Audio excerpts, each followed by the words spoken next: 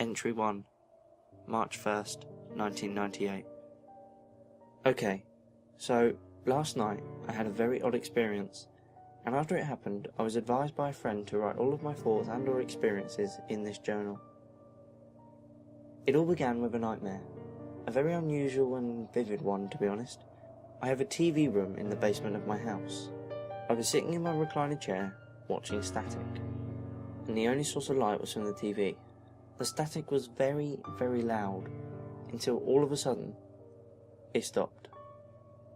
For a few moments there was nothing but dead silence, but after about 40 seconds I heard footsteps coming down towards the basement. It was vivid and lasting enough that in my mind I counted every step.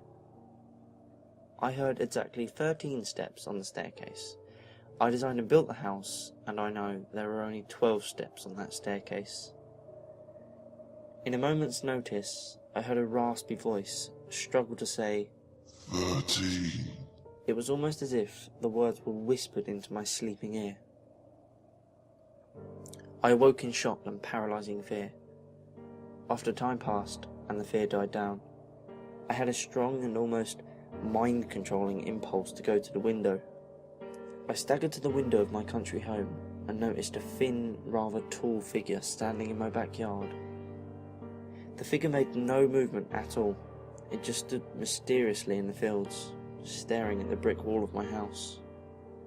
I watched in fear all night. I realised that the sun had risen, and the figure faded with the light. Clearly, this entity has reasons for its actions. Jason. Entry 2, Days 2 and 3. These last 2 days were mostly the same as day 1, other than the odd fact that the figure seemed to get closer to the house every night. Also, the nightmare reoccurred both nights, with only one slight difference. The whisper at the end seemed louder every night. I've decided out of fear to stay awake with the hope that without sleep, I'll have no nightmare, and without that, there will be no creature. Jason. Entry 3, Days 4 and 5. Okay, as I've stated in my last entry tonight, I'm going to watch the window, with my journal in my hands. I've noticed that around 6:30 PM, the sun started setting, and as the sun faded black, the shadow gained shape, as if he'd never moved from last night. Obviously my prediction was wrong, and he still appeared.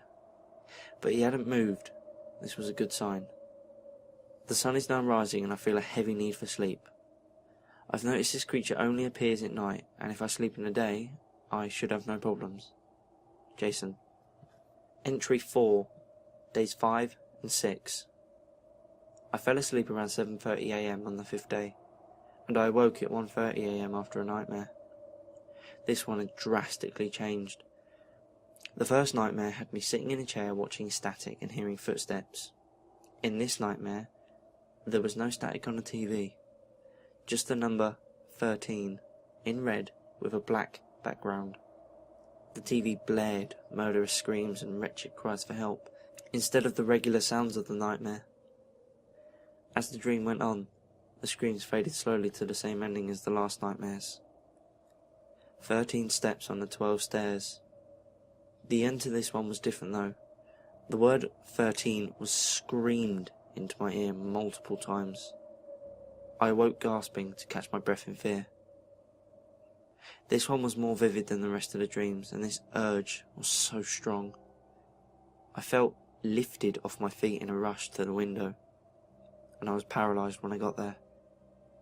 I saw the figure, this time much closer than ever. I know now I cannot fight this thing. It did this over me staying up. I don't want to know what it would do if I did anything else. Jason. Entry 5, Days 7 to 13.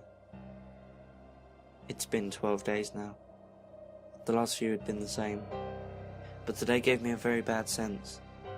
Seeing as how everything has recently been revolving around the number 13, I felt so scared just to sleep. I'm resorting to medication to sleep. Tonight. I've only slept for about an hour and a half before the nightmare returned. This time it was almost normal. The static and old sounds had returned, But the odd thing was there was now no footsteps, no whispers, just me waking in the middle of the night and the urge to go to my window.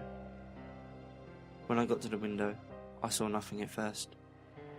I rubbed my eyes in disbelief, and after a few seconds I saw it. Tonight it moved. It looked me dead in the eye and firmly placed its hand over what seemed to be its mouth.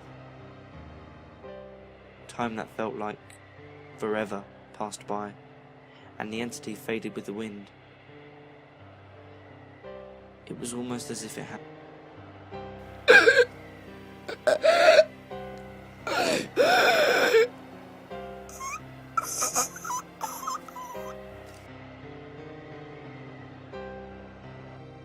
I am a close friend of Jason's, and I have taken these entries from his journal and posted them on the internet. What is here is the last thing Jason did. I wrote it in the exact same way it was in the journal, so there are slight errors. The police report was never released to the public, but I saw firsthand that he died of strangulation. I saw bruises all over the body, as if he tried fighting whatever it was that took him.